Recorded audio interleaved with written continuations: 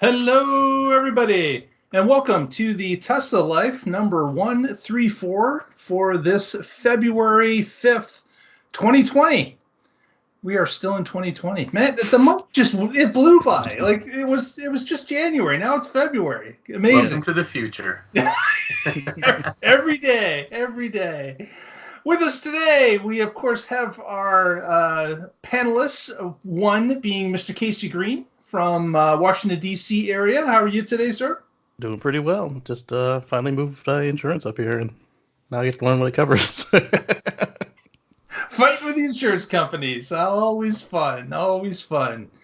And also joining us today, Mr. Patrick Connor from the West Coast, the Northwest Coast, that is. That is right, in lovely, rainy Oregon. Hello. Now, Patrick, it certainly doesn't look that rainy from all the sunlight coming in your window there. Yeah, that's the white rain clouds that are being highly reflective. The white rain clouds, I see. Yeah, we just get constant drizzle. We don't get really heavy rain, not like Atlanta or somewhere. Right. Well, this week is no slouch in Tesla news again. It never ends, people. It just keeps on coming, and that, of course, makes it interesting, and we're more than happy to cover it. But throughout this week, we're going to go backwards just to be fun. So we're not going to start at the beginning of the week. We're going to start at the end of the week. And our first story comes from a photograph that was taken and posted on Inside EVs. And what this was a actual picture of a Model Y that's on a production line. And they had some experts look at it and determine that there was some, I guess, what would this be? I guess some questionable metal configuration on this photo. So I'm just going to try to... You know what? I think my configuration changed on this about sharing a photo. I don't see my normal button. The thing just updated before I started the show. Oh. So, of course... mine is still next to my heart. I've got... like, it used to be just a button for...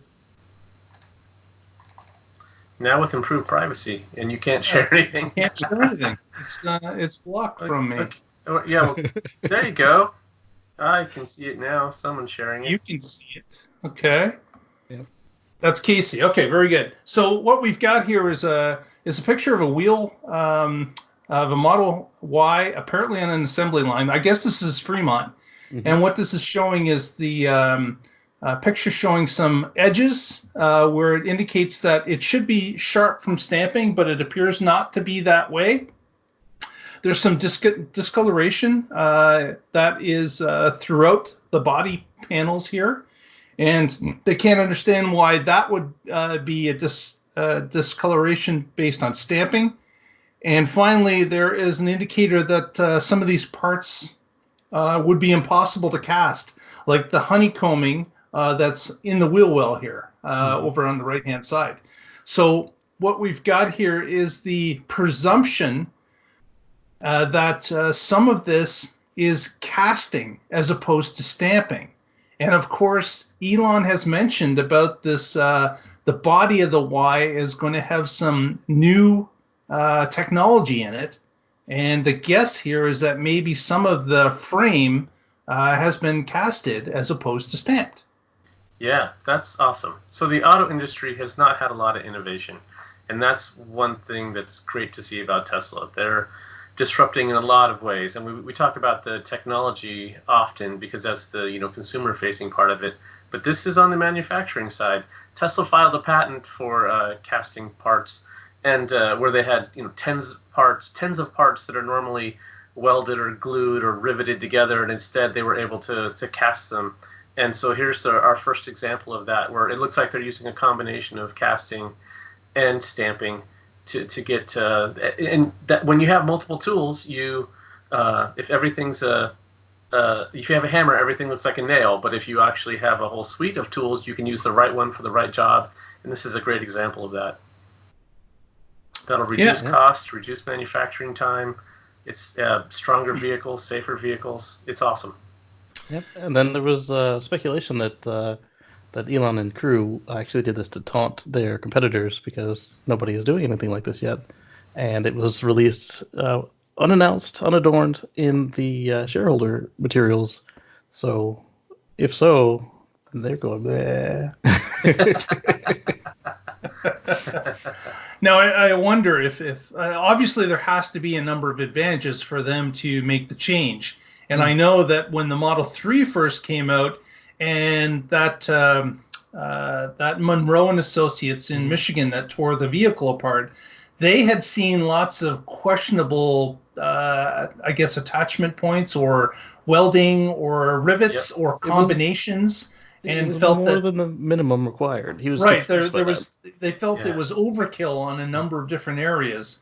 And I think the quote was heavily over-engineered. I'm like, well, the crash results say otherwise. I'm perfectly happy to drive in a Model 3. So that's what I was thinking as he said it as well. So I'm wondering if this is some of that improvement, as Patrick has mentioned, is that they've taken some of these lessons to heart, and now when they go to build the new vehicle, the Y, they incorporate some of the I guess experience that they have gone through with the 3. So great to see. Wonderful that they're improving the line, and will continue to do so. It looks like so. That's fantastic. Plus, it'll save them a lot of time and money and labor if they can just literally pour halves or whole of the car frame. Yeah. Yep. Very good. And our next story takes us to Shanghai with some delays that Casey's going to tell us about. Yes. So due to the novel coronavirus, the Shanghai Giga Shanghai, as is now known, it is closed for the foreseeable future until they figure out how they're going to handle this outbreak. It's unfortunate for production, but it's great that they're putting their people first. And from what we've seen with Tesla, they'll bounce back to it. And I mean, these are like we keep saying, these are things that can be replaced. You can't replace the people, so let's not put them in harm's way. Yeah, so that's, we've been following it in the news now for, I guess, coming on 2 weeks, that this has been ravaging the country. There are several people that have gotten sick. It seems to have ramped up even as I've been watching it daily on the news. Hundreds of people have died from this already in China.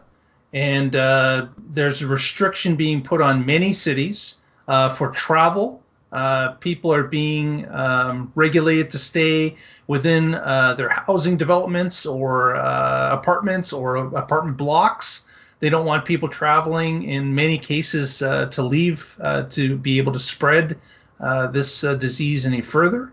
And certainly work is affected by this, and Tesla being an employer now in Shanghai, which is not the epicenter, but there are many people that are being limited as to their travel. So it's remarkable to see that this is starting to shut down a number of sectors in China. And I'm sure it's not just Tesla. Oh, definitely not. Many employers are feeling this now. Hyundai and Kia just shut down their South Korean factories because they can't get enough components from China. And like you said, Shanghai isn't the center of it, but they are in the no travel zone. So it affects all the employers and all the customers.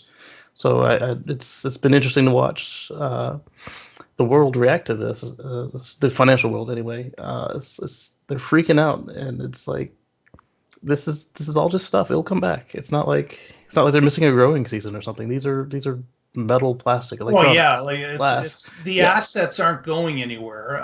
Once the people are cleared to start going back to their jobs, then of course it fires up as regular. but there certainly could be a delay. They had mentioned that there was going to be some delays in deliveries in February that were planned. They had some cars made, but there are others that are going to take longer. And with the shutdown and us not really knowing what the time limit is, of course, the disease is what's driving this. So the virus is what's driving this. So we'll have to watch and see. But as Casey said, nothing's going to spoil for Tesla. The factory's going to be ready to run as soon as the people get back. Yep. In fact, they might be ready to start. They are. Yeah. They might even be ready to start installing their Model Y lines by the time they get back. Who knows? Well, I'm sure those people that are supposed to put the line in or make sure that the line's running, or they're not there either. But it's a unique thing that's going on. I know that here in Canada that they're even trying to fly out a group of Canadians, and I believe America's trying to do the same thing on their end. Germany, America, many are trying Korea. to get some people out that are not infected by the virus. But my understanding is China brought some people back.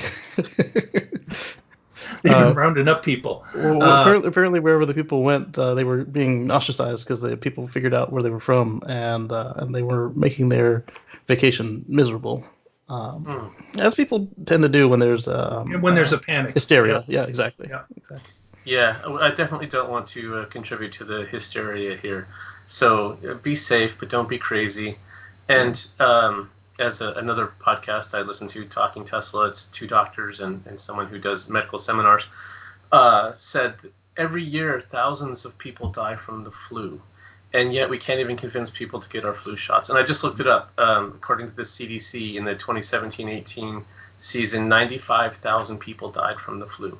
So get your flu shots, people.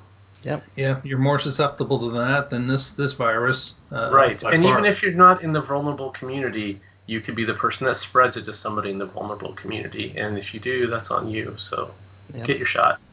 Yeah. I mean, plus there are those people that are allergic to vaccines, and they depend on us to right. Herd immunity is the only thing that saves them because they can't get the shot. And so, if you infect them because you're like, I'll be fine, I don't care.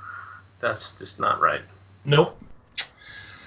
Yep. So be safe out there, and we'll keep on this and find out when things start to clear up. But as it sits now, Giga Shanghai is shut down at this point. Oh, the travel ban does include planes, trains, but it does not include automobiles. So if you're going to be driving, try not to. If you can, if you're driving and you speak English, try not to get out of the zone if you can help it, please. Make this get over quicker. Yeah. Speaking of a zone, our friend Bjorn, our favorite Norwegian, put up a video recently about supercharging too much is basically what this was about. Casey, you'll comment on this, but Bjorn talked a little bit about both his Model X and now his Model 3, that he's now getting a reduced speed of supercharging down to 95 kilowatts as opposed to what he was getting before. And he's gotten the explanation that he's been doing too much supercharging with the same battery pack over and over and over. He talks a little bit now, as you may know, Bjorn does a lot of traveling for his job or his hobby or both. And he's traveling tens of thousands of miles throughout a year. And he's constantly using the supercharging network to keep going to where he's going. And I think it helps that I don't believe he gets charged for supercharging because of the vehicle and the referrals he's gotten. That he's able to drive these distances basically free of charge. And of course, with his job or his hobby, whatever it is, he is traveling these huge distances constantly. And this has come out before with others, even with DC fast charging on CHAdeMO, as well as supercharging these batteries. if you get into a habit where you're using nothing but the supercharging or DC fast charging networks, Tesla does limit the uptake over time. And then I'm assuming this is to protect the battery somewhat, so that you're not overcooking it as time goes on.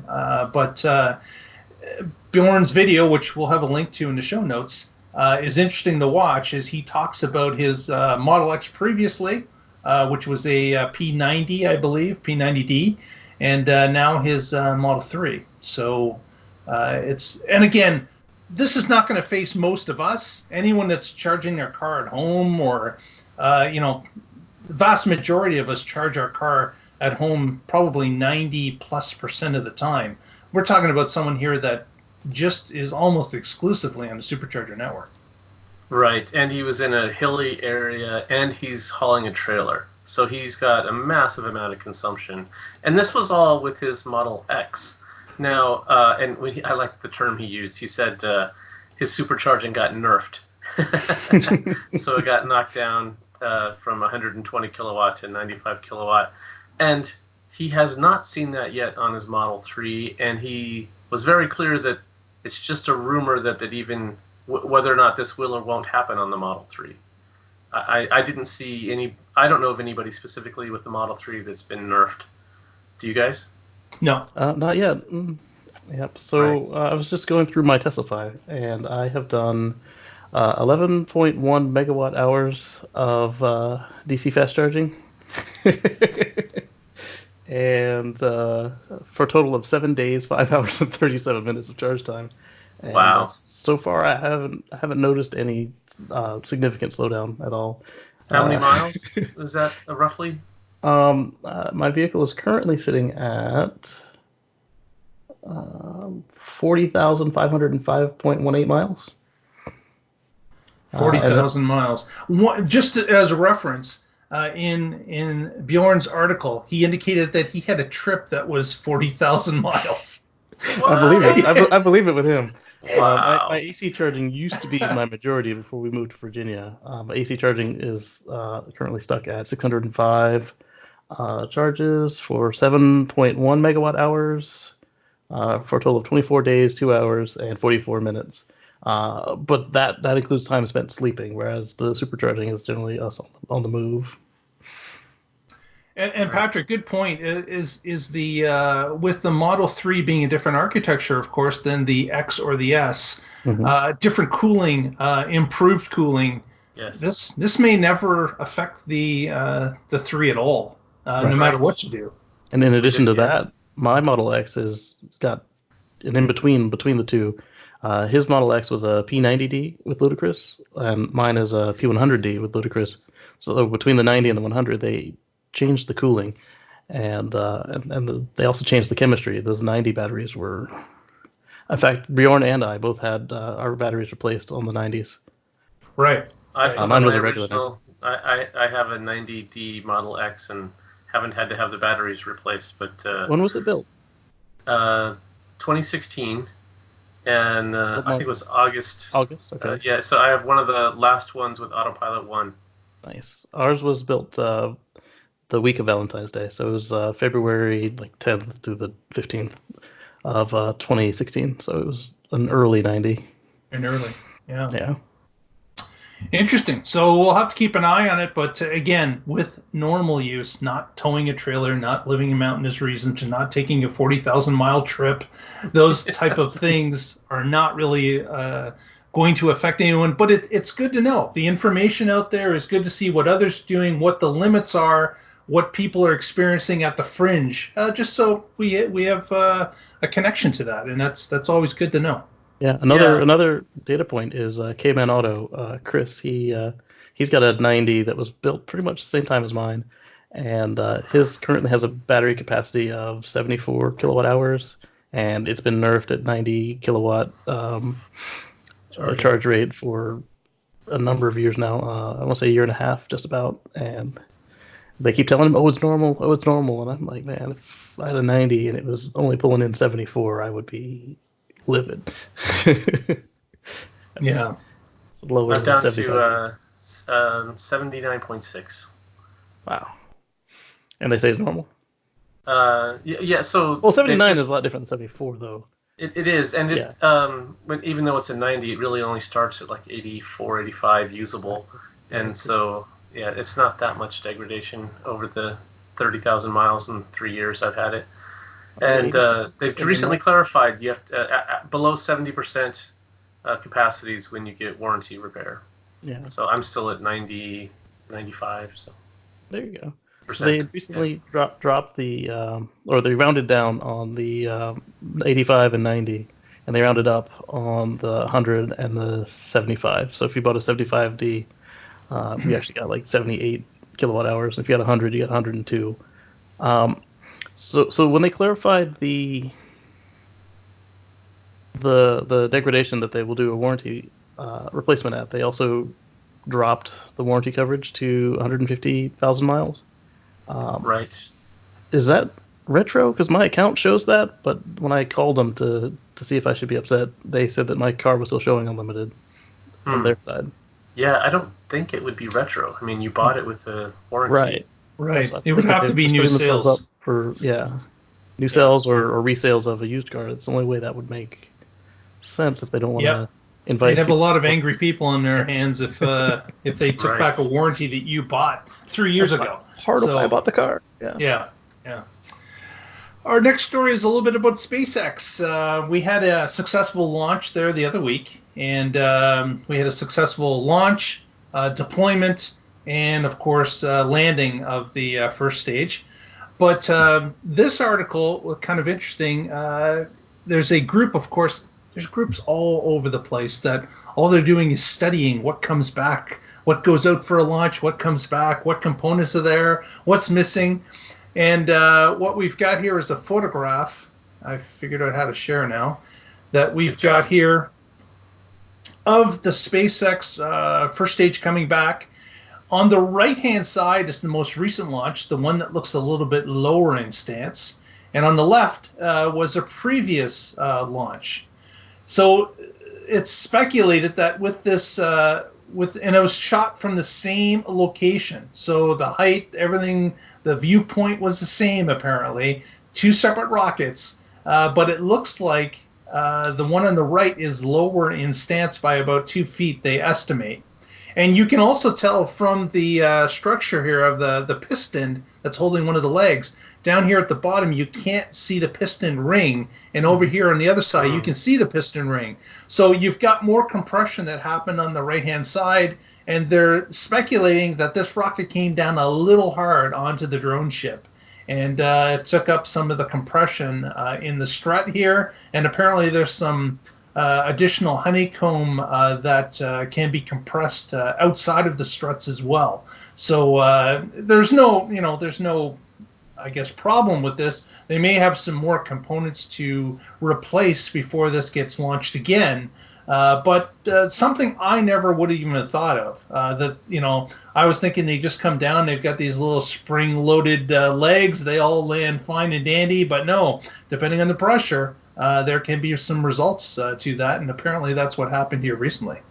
Yeah, no, that's not what happened. I'm pretty sure they took it to Joe's Rocket Chop Shop and got it lowered and paid extra for that. Well, don't forget these things are the size of 12 and 13-story buildings, and when you watch the playback on this one, you can actually see it cut the engine a good little bit above the deck and then fall, whereas the previous ones, they tend to cut the engine as it touches the deck.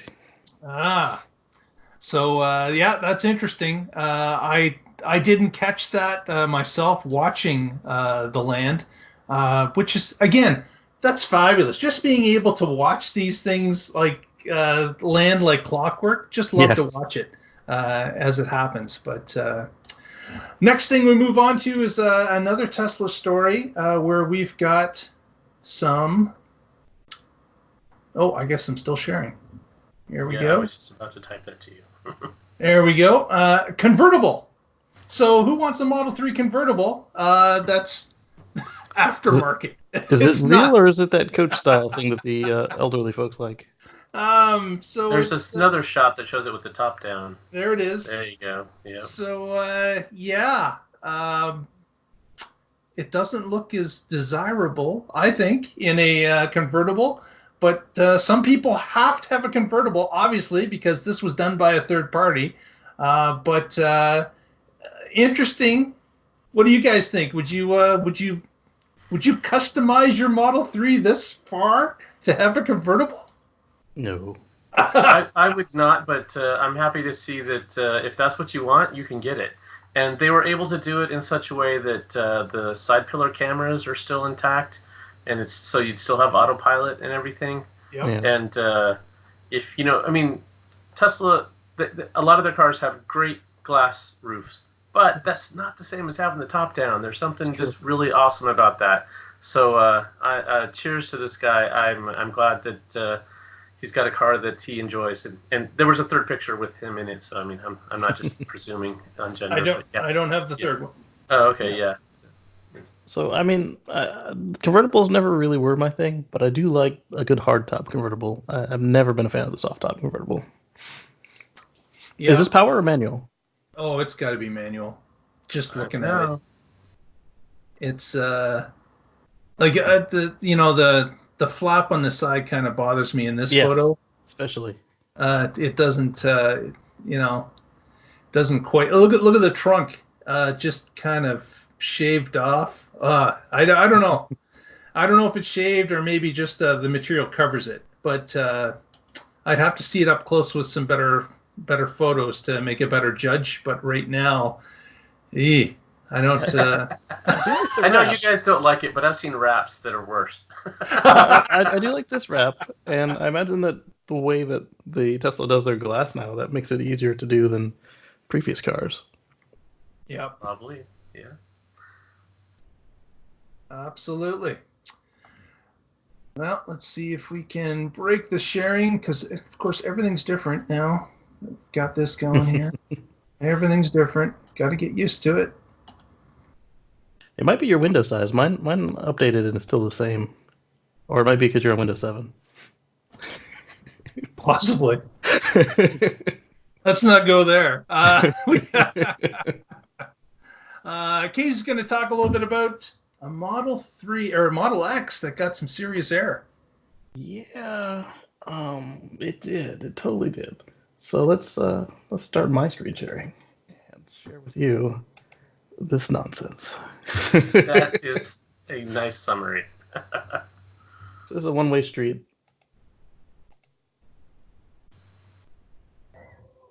Oh, yeah, that is dangerous. Dangerous. It can't be good for the car. That's a Model X performance of some sort. Yeah, I wouldn't do that. Yeah, that's a Dukes of Hazzard type thing on a city street. It is. Yeah. And I'm seeing the arrows, but I'm also seeing that the car is facing the other way. So I'm wondering if the arrow is in old paint, because somebody familiar with the area said that it's one way the other direction. Yeah, but someone replied back to that and said it's not. It was that's the right way. Yeah, they said they were going the right way. So either way, once your vehicle has no contact patch with the ground, you have no control over it. That thing weighs almost 7,000 pounds. There's no reason for it to be airborne. Yeah. Yeah. Yeah. I hope this person gets a reckless driving ticket because that was reckless. I wonder if they can, based on video evidence. Like, is that possible? I guess they can't tell who was driving, right? Actually, there's a video of the guy driving. I believe that they can. There's been cases in the past where people have been issued citations or had their car impounded from videos of their speeding stunts. That would stop this kind of stuff real quick if it could be done based on the video evidence that they put up trying to get views. It could definitely stop it quick. It's a shame because the rest of that video is actually him doing good. He's like giving money to charity. He's taking care of people. He's giving just like there was no mention of hey, here's all the good stuff I did. There's just a shot of hey, I jumped my Tesla, and then it was That's like the rest of the video was so good. Oh, even if all the money, exactly. Even if all the money is being donated to charity, that doesn't. Then okay. So you actually, I mean, I don't know for sure. There's a possibility that he got a permit from the city and they had it quarantined off and that they had police. But no, it doesn't look like any of that. It does not. It looks like it was very irresponsible and not a good look for the Tesla community to be doing stuff like that. So right. And it's like that other part of the video would have been great standalone without this, and all of the excerpts that we see like here, like his Twitter here, don't include it. They don't mention it. So it's like well, it's such good with the rest of it. Why did you mess spectacular up? thing is what it is, you know. But I would be concerned, and again, I don't have an X. You guys have, but they are called Fabergé eggs for a reason. I'd be concerned about the bounce on a land. Yes, is what I'd be concerned about, is possibly going a little squirrely based on the bounce. Yeah, if your front wheels went a little squirrely and pointed you in a different direction than you were expecting, or you had to overcompensate for how it moved, that's where you're in real danger, and anyone around you is in real danger. Even if it was perfectly straight up and down, like somehow the car jumped up in the air like a basketball player, the front suspension geometry for this car isn't known for being great. There's the whole reason we have the shutter fix, and yep, I've had the front half shafts replaced twice. Same. Yeah, I even had them on the Model S, but that was apparently rarer. But with this, so one of the publications jumped on Elon because he responded with exclamation mark, and I wouldn't read into Elon. I mean, yeah, he commented on it, but I wouldn't rake him through the coals just because. Well, that's part of the reason why this went ballistic in that manner, is because Elon did comment on it. Yeah, it spread it a little further than it could have been spread, but yeah, I wouldn't go so far as to read into it, to ascribe malice there, unless he had said something like, "Oh, this is cool." He didn't. Basically an emoji. That's a tough spot for him because you've got someone who has your product and they're obviously really enjoying it, and that's great, but then you've got the other side of it as being irresponsible, and so I think he would have been better off to just condemn it or scrolling. Not touch it. Yeah, exactly. Ignore it. Yeah. Anyways, we'll see if there's any more follow-up from that. At least he didn't say, "Hey, that's awesome." Yeah. If you think funding secured was bad, just that would have been horrible. That would have been terrible. Next story, there was a bit of a study happened by the CAA, the Canadian Automobile Association in Canada here, and what they did is they surveyed a number of current EV owners, and they talked to them about their use of the cars, how they like them, what they were experiencing, and really the final wrap-up question would be, would you ever go back to a gas car? No. And over 90, I believe it was 95%, said never, not going back. Yeah. And that's something that I can attest to from even our local Canadian group here in Waterloo region of EV owners. Every meeting the topic does come up every once in a while about, would anyone ever go back based on what you've experienced? And this is not just with Tesla, any EV. Right. And the overwhelming amount of people, in fact, in our group, I don't think anyone has ever said they would go back. But the overwhelming amount of people, and again, with this study, indicate that once you go EV, that's it. You're done.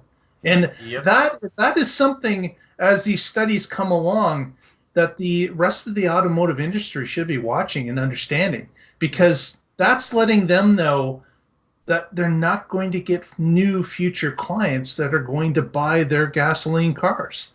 Yep. As someone gets exposed to it or drives it or owns it, that's it. It's over. It's game over. They will not sell another gasoline car to that family or that person. And even in my own life, I see that. I've preached it to my kids, and now they started with EVs. So guess what? They'll never buy a gas car going forward. It's over. Like it's done. Dad, what do you mean I got to go to the shop and get oil? Exactly.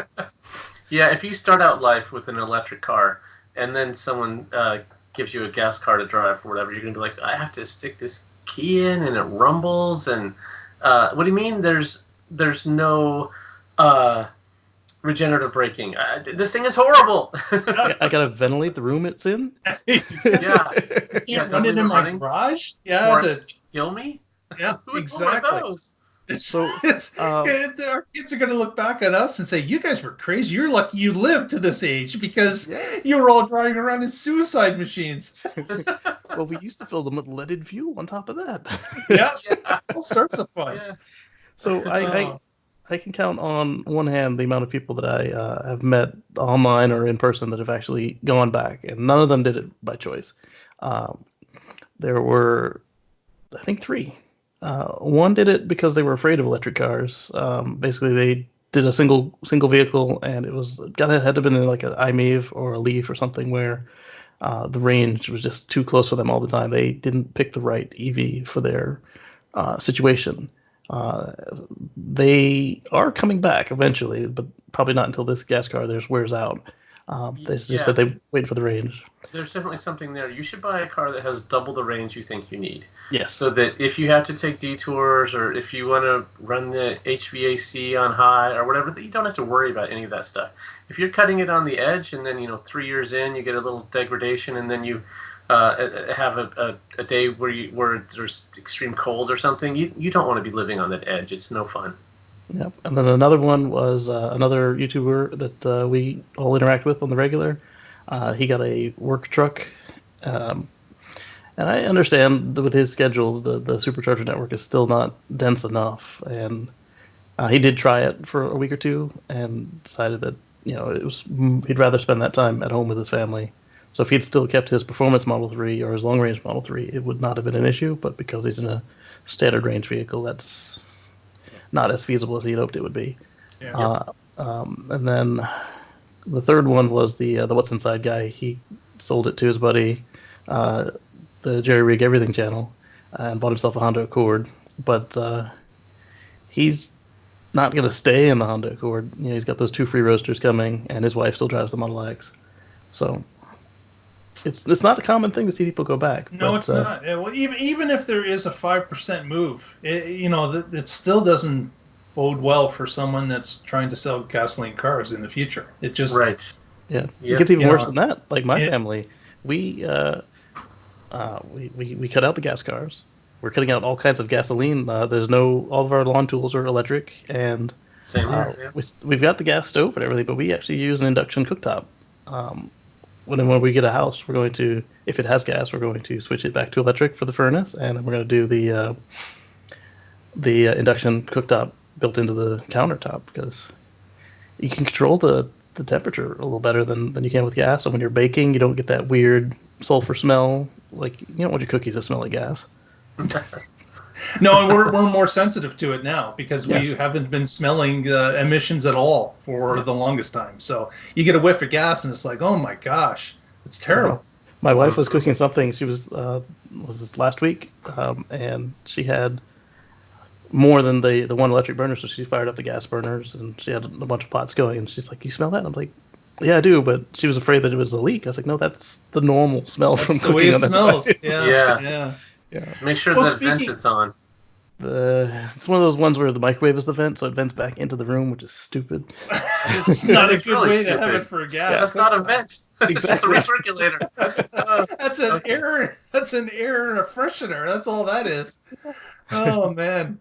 Next story is about another conversion. Jim Cramer, of course, the stock segment on Ad Money at CNBC, I believe it is. Was recently on Squawk Talk, one of those shows about stocks and what's going on.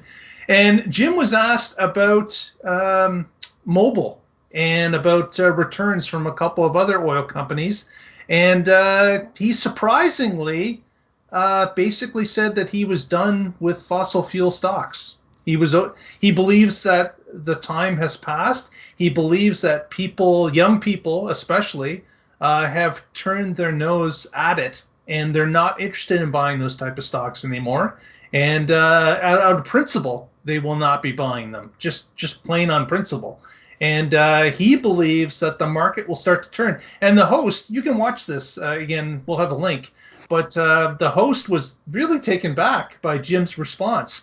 And if you didn't know, Jim most recently had purchased a Model X on on his wife's behalf, and his daughter, who had driven a Model 3, had said, "You know what, Dad? It's time to move on. Get yourself an EV." And he followed the advice, and they're apparently loving the cars, but it's starting to creep into his day job, and he's starting to look at these other things and go, he's questioning what's going on. He's looking at, again, if you're in the stock market, especially somebody on TV that's helping with picks and such, you're looking for the forward vision. You're looking for what's going to happen, not today. You're looking for what happens in the next few years. And that may be some of his response that he spoke about on Squawk Talk. Yeah, so to be clear, we are not a stock advice channel. We are not licensed to give stock advice, so don't listen to any of this for what you should do with your money. But there's a lot of funds that are divesting from fossil fuels. A few weeks ago, BlackRock, ironically, divested from all coal, which are black rocks. But and a lot of the university funds are divesting. There's a hashtag divest. And so if you have large institutions like that dumping the stock, the price is going to go down. And then that becomes a self-fulfilling prophecy of, well, you want to invest in things where your money's going to grow, so you shouldn't be in that either. And so be ahead of the curve, protect your investments. I would not personally own fossil fuel stocks right now of any sort, even the ones that pay good dividends. If you lose your principal, that doesn't help you. So divest. Yep. So to add on to that, there's a couple of exchange traded funds that actually are all about conscious. So you can actually do whole market minus fossil fuels, or whatever your thing is. You can do whole market minus. You can do vegan while also not doing fossil fuels. It's pretty cool that they even offer them, which I thought was pretty cool. Yeah, I started investing in socially responsible mutual funds in the 90s, and they just did horrible.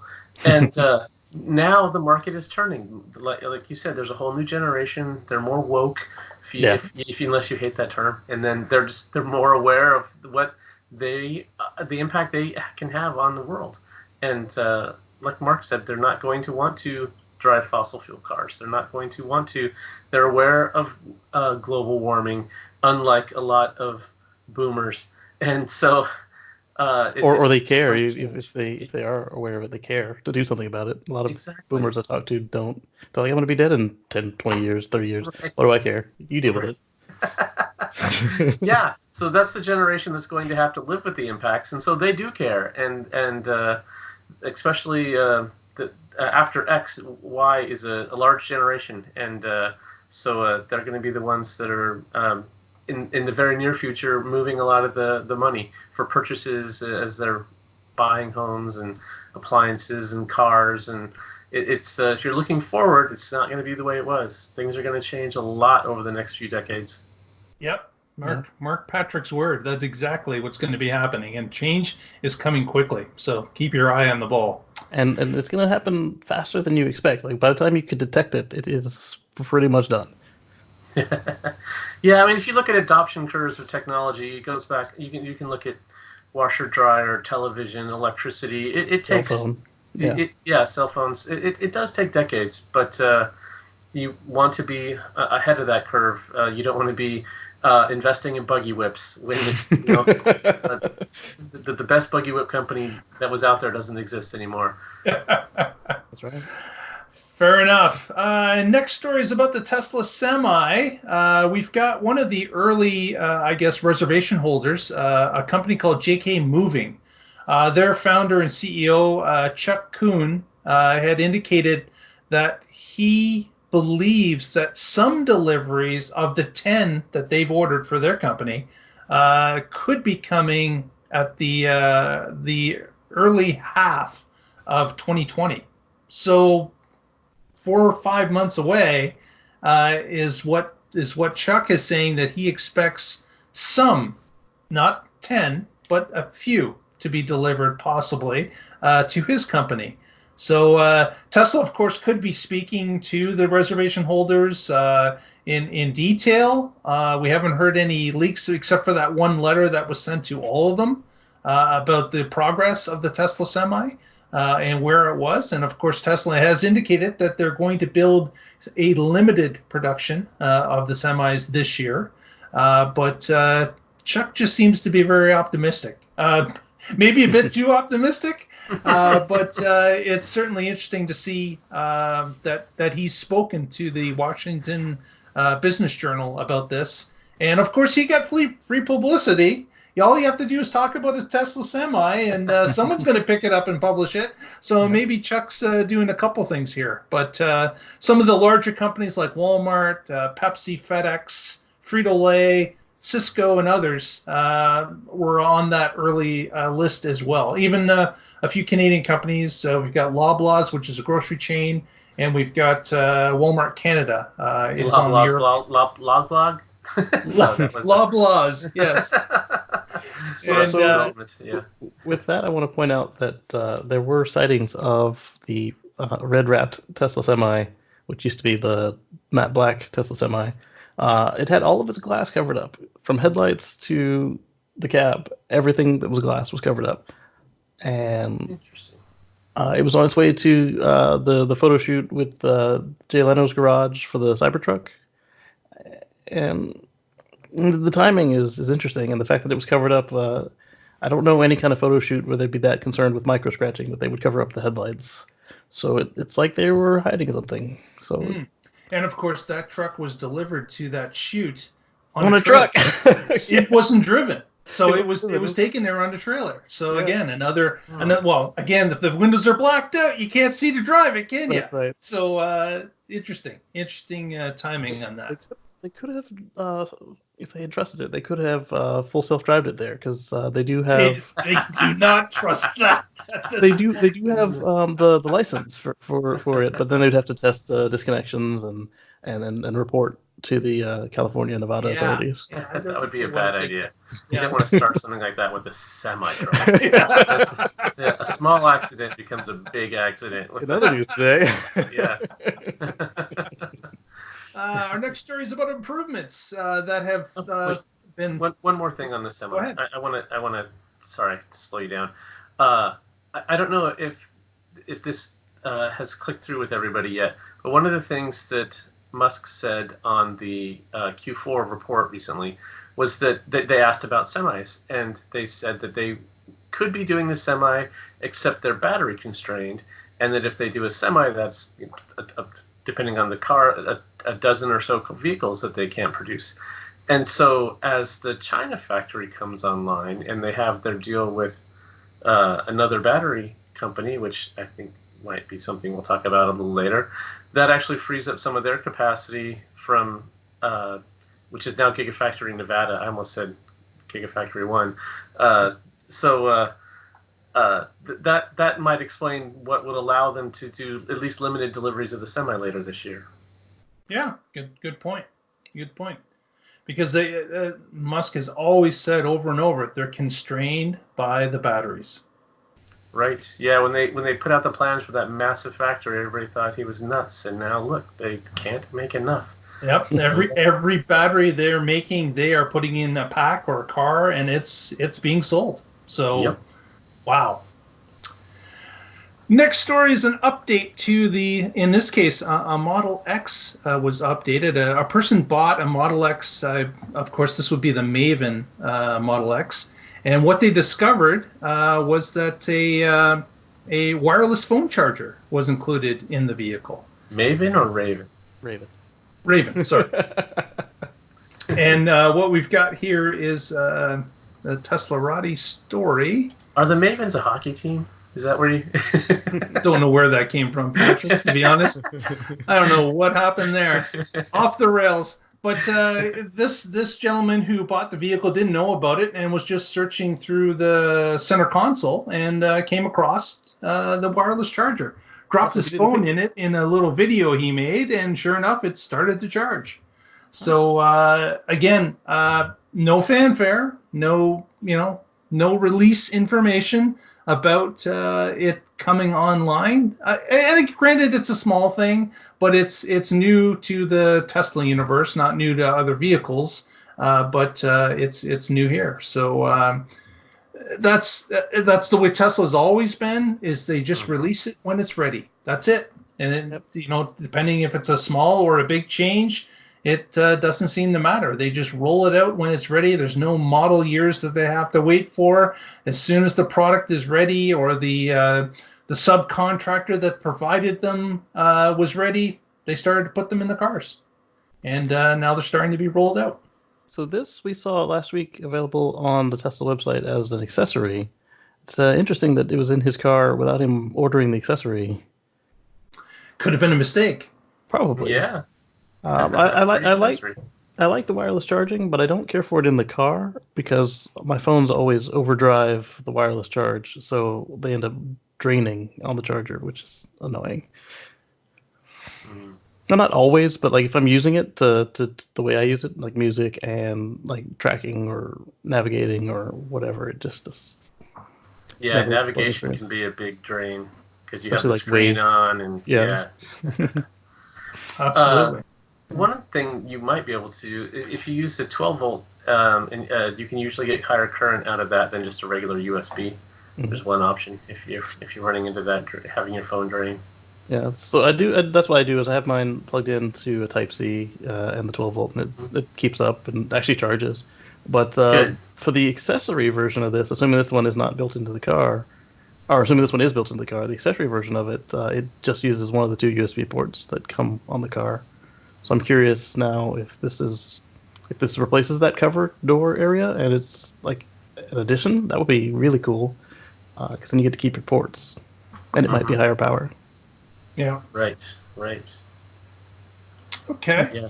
If it's hardwired, they could definitely do it that way. Oh, That's yeah. cool. Our next story comes from Australia. This electric story is kind of interesting. This couple had purchased a Powerwall 4 years ago, and you can tell by looks like the curvature of this picture here that this may even be a first generation Powerwall. It's kind of got that bubble shape to it, as opposed to the second generations being more flat. But this family, who live in a suburb of Sydney, purchased this Powerwall. And over the last 4 years, after collecting, of course, their utility bills and watching it, this particular unit saved them about $8,000 in 4 years. Wow. So granted, Australia are paying some crazy electricity costs because of the grid problems they've been having. So they've got some huge on-peak charges that are happening. This is not something that we'd be seeing in the continental U.S. or Canada when it comes to the prices. California possibly, yeah. possibly. Hawaii, is another one that comes to mind. But if you're in a situation where you are paying those really large charges, do yourself a favor, do some calculations, and possibly a Tesla Powerwall might be very advantageous for you to look into, especially if the payback in this case is about 4 years. After that, of course, it's all gravy. So they're certainly going to be recouping this for at least another 4 years. So that's basically putting $16,000 in their pocket over 4 years. The warranty was what, 8 years? I'm sorry. Yeah, the warranty is 8 years, correct. Yeah. So they've gone 4. They've collected $8,000, which is basically the cost of the Powerwall. And now, if they continue with another 4 years, for at least to the end of the warranty of the Powerwall, they'll collect another $8,000 roughly on it as well. So, good on them. It's an interesting prospect, and of course, if it's paying you back on top of that, you've got the security of brownouts or blackouts. Right. You've got the backup there that you don't have to worry about. Having to contend with things. You can run for an extended period of time without any power. Yeah, this reminds me of that time that Australian reporter was interviewing Elon, and he asked she asked him what they were going to do, and he basically got choked up and started to cry. He's like, we'll work harder. And at these kind of numbers, like she said, people are having to choose between food and lights. And wow. I mean, this puts it in perspective. If you weren't already tracking this, $8,000 over just 4 years for electricity. Exactly. And wow, it's just the savings. So yeah. I'd be interested to hear from any of our listeners in California if they're experiencing this type of thing. If it's made sense to them, send us a comment. Either through the Twitter or Facebook or of course the YouTube page. Please do. And while you're there in the YouTube page, may as well give us a thumbs up now. And if you're not subscribing, what are you waiting for? Press that subscribe button, give us another subscribe, and that certainly helps us in the eyes of reaching new people. So we would really appreciate that. I have a Powerwall on order. Yeah, our design is complicated because we have 2 different solar installs on the roof. And so we got bumped down in the queue because their designers are a little booked. And so if they can do 2 other quick ones in the time it would take to do my complicated one, I'm a lower priority, and I'm fine with that. So I'll be able to tell you my experience soon. It looks like we'll be able to charge them up overnight with off-peak power, use that in the morning before the sun really kicks in to run the house, avoiding our mid-peak, and then on peak, as the sun will be out, we'll be generating more than enough for our house and slowly filling the batteries. And then when the sun sets, we'll again go off the battery pack, and that should be enough to get us to off-peak again in the evening. So I'll be cycling the batteries twice a day, and almost all of our power will either be solar or off-peak. So there you go. Yeah, we'll see if it works. And then people are saying, oh, EVs are going to crash the grid. Here's a perfect example. Now I'm only using when they have an excess amount. So much excess, they're lowering the price to encourage utilization. So right. yeah. Who's really burdening the grid now? Yeah, it's your air conditioner when it's running in August, not my solar-powered one that's running. Shut up. Absolutely. Patrick had alluded to previously about a new partnership that has come out. LG and CATL have partnered with Tesla in China to help supply batteries for Giga Shanghai.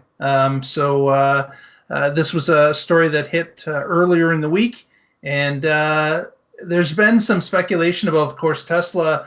Its long-term partnership with Panasonic seems to be continuing fine. There was some news about Panasonic being profitable recently with the amount of batteries that they've been selling now to Tesla. And of course, now with these 2 other battery suppliers, Tesla's going to have some flexibility in the marketplace. They'll have the ability to pull from multiple sources if, again, they need those batteries. We talked about being constrained earlier. So having a number of different suppliers is certainly a better thing to be in, a better position to be in.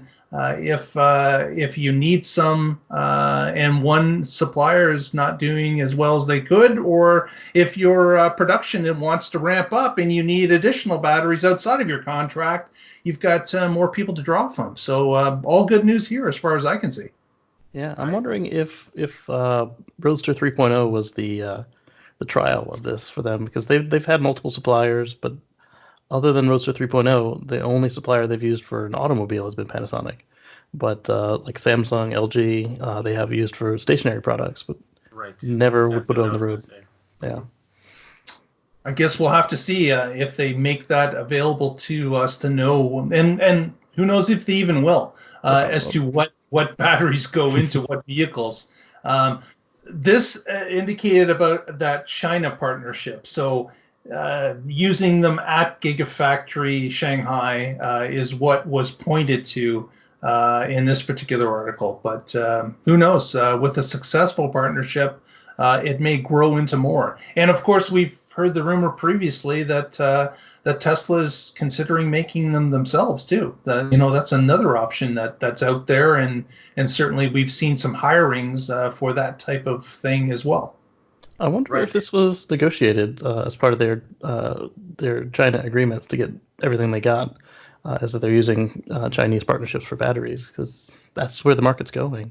And if they end up making their own at home, then wow. Yeah, they want to locally source as many parts as they can. And so it makes sense for your Chinese Gigafactory to have Chinese partners for those types of things. I'm hoping that we learn a lot more about this at Battery Investor Day in April. I want to know what they're doing with Hybar, what they're doing with Maxwell's technology. Are they going to be building themselves? Are they going to license it to their partners? Are they going to allow their partners to use it in other non-Tesla applications? I've got millions of questions, and I'm very anxious for it. I'm curious if these partners are going to use the Tesla formula to make Tesla batteries like Panasonic does today, or if they're going to be like the other automakers and just give me some cells, give me what you got, show me what you got. But if they have expectations for like the Model 3 is already designed for this advanced chemistry that they have, so they have to have a battery that can at least perform as well as that, or they're going to have why would they even bother? Problems. Yeah, exactly. Yeah, so, yeah. And how do they get there? Do their partners already have chemistries that can get them there, or are they going to use Teslas? Are they going to use some combination? Yeah. Lots and lots of questions. Have they said when the battery day is coming? Yeah, he said Q4. He said April because he said he wanted to do it after Q1 because they were very busy in Q1. That's super exciting. Right, but that didn't sound like a super firm commitment either. It's like, we'll do it later. maybe not now, maybe but April. Yeah. I can promise a lot by April, and then maybe deliver. Yeah, after the craziness of March is over. Next and final story tonight is about a lot of people looking at this, of course, daily now, is the craziness of the stock market and the Tesla price of the stocks. And again, we'll start right off at the beginning. We are not stock advisors. All we're doing here is just talking about what's going on and speculating on what we see happening in the market. But we have seen a huge run-up in stock price, of course, a day after day after day until a bit of a crash today. Well, not even really a crash, because the day before it jumped ridiculously, like $135 a share or something in one day. So, so having it drop back down $130 some is not a shock really, or a crash. All it is just a bit of a crazy correction. I have no idea what's going on. I don't pretend to understand it. There's been rumors about it goes up because of this reason, it comes down because of the coronavirus. Twice. It's absolutely all over the board. I cannot make any sense of it, and I'm listening to analysts and what they're saying about it, and they don't know what's going on. They're all proposing different scenarios. And of course, that has always been what's happened with the Tesla stock. We've always had analysts that are saying buy, sell, and hold all at the same time. Nobody has a firm grip on what this stock is and how it performs and what causes it to move. But man, has it been moving lately. My favorite is so-and-so raised their rates, and it's like hundreds of dollars lower than where they are today. Yeah, they raised their projections to $400 a share. Okay. Sitting at 9. Yeah. So you mentioned Jim Cramer changing his tune. Mr. Wonderful Kevin from Shark Tank is a famous entrepreneur. He also, his son got a job at Tesla, and then he changed his tune on it where he was bashing the company before. And then at a lot of these firms, they've had auto analysts covering it. And they've just been doing a horrible job because Tesla's a technology company that makes cars, not a car company with some technology.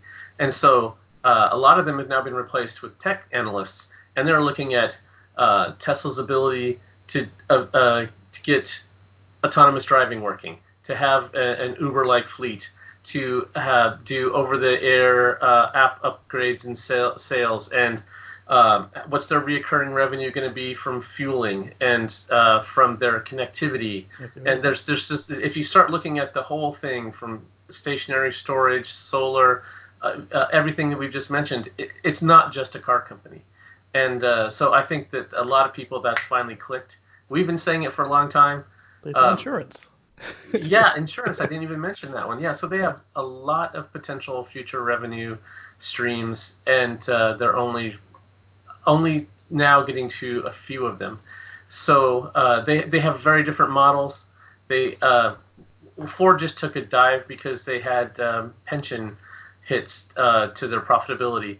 And that's going to be a reoccurring problem for others in the auto industry. Tesla is instead a new company and doing 401ks and stock participation sorts of things instead of pensions. So a very different model in lots and lots of ways, a very different company. And to analyze them with the same guy who's been doing auto analysts since 1965 is just not the way to look at this company. So I think a lot of the market has finally woken up. Yeah, I agree. Because like you said, there have been so many articles and blurbs and chats in the past where they completely discount everything else they're doing that's not on four wheels. It's like they've got the largest battery, or if not the largest, like the second largest battery factory in the world. They've got insurance, they've got solar, they've got retrofit solar, they've got batteries, insurance. It's like software. Right. And all that's worth zero? No, yeah, thank you. They have a super efficient drivetrain. And why is that? Because every car they sell, they can, assuming you opt in for data sharing, which most people do, they collect data on how the battery's aging, how it's doing when it's charging. They have enough data to decide when they should nerf the charging rate. And if you get a Porsche Taycan, how often does VW get data from that car? Maybe when you bring it into service, maybe they download some logs, maybe they do some analysis on it. Probably none of that. So yeah, Tesla instead, every time you go home to your garage, it's on Wi-Fi and they can download data. They can look at all the autopilot cameras if there was ever an incident there that they need to be alerted to. They can collect all kinds of stuff if you're sharing data with them. And that's what's going to allow them to make better decisions for all of their technology. Yeah, look at how many of their competitors charge you for updates, if they even offer them. And right. And of the ones that do, how many of them let you do it over your own Wi-Fi or with your own USB stick? So many of them make you go back to the dealership to deal with it. Right. Yep. It's a pain. And even just like their user interface, they can look at how many clicks people did to get to certain places. They just added all these voice features. They can analyze every failure from that and say, okay, have a person listen to it. What was that person trying to say and what should we have done? And they can make it better with each iteration. And like we said, Tesla does not wait for model years to make improvements. The most important thing about a company is their pace of innovation, not where they're at today, but how fast are they improving. If you have a fast pace of innovation, you can get to great products really quickly. And if you instead only do updates once a year and you take a safe path and only change a few things because you're worried about what the lawyers are going to say or the shareholders or whatever else, and you have to fight the unions to do anything. Oh man, no wonder these guys move so slow compared to Tesla. They've got a lot of baggage. That they got to haul with them. Absolutely. So these are the only two cars I've had where the user interface has changed since I bought it. There was a Honda where I could change the color of the navigation screen, but that wasn't anything that came through an update. Like literally, my Model S completely changed from when I bought it, and the Model X did the same. It wasn't complete, but it was flattened.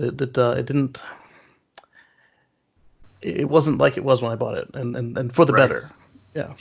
With my Leaf, soon after I bought it, there was some major construction, and they moved this road like a mile. And they put buildings in a school and all this other stuff where the old road used to be. And so when I would go driving down this road, on my little display in the car, it would show that I'm driving into a field and I'm off the road. And that'll only be $500 to update your map. Exactly. Yeah. Fair enough. All right. Well, we're running a little bit long, so we'll cut it off there. Thank you, gentlemen. Mr. Patrick Connor, have you got a plug you'd like to give us here at the end of the show? Sure. I am with the Oregon Electric Vehicle Association. You can find us at oeva.org, and we're on Facebook and Twitter. And additionally, I blog a little bit at carswithcords.net, although I haven't done anything recently. I think I might do something like I'll be spurry to do that. Very good, very good. Mr. Green, what have you got to plug for us here at the end of the show? So you've got my YouTube channel. It's youtube.com/Casey Green. That's KACEYGREEN. And we just put up a review of the new 2020.4.1 software. And it was so big. It was a minor update, but it was big in that no matter based on what car you had and where you live, it actually deployed differently to all these different cars. So I actually called out a bunch of other YouTubers to see other variations of how it installed, and I'd let you know how it worked out for us with the full self-driving computer. it has had changes despite being a minor update. It did spend 20 minutes updating the autopilot software, and there were noticeable changes with it. And then later on this week, I'll put up another Supercharger review video as well. Cool. Excellent. Excellent. All right. I will remind you again, if you haven't clicked the like button by now, this is your last chance. Click that like button. Give us a like. And if you haven't subscribed, again, press subscribe. Help us out. Give us a number. Get us in front of some more people. You can follow us through the week at our Twitter feed, at The Tesla Life. Also on Facebook, The Tesla Life #1. Or send us a comment right here in the YouTube feed. But we thank you for your time tonight, and tune in next week and find out what's going on in the Tesla life. Thanks, Lee Moon. Thank you, Lee Moon. Have a good week, everyone.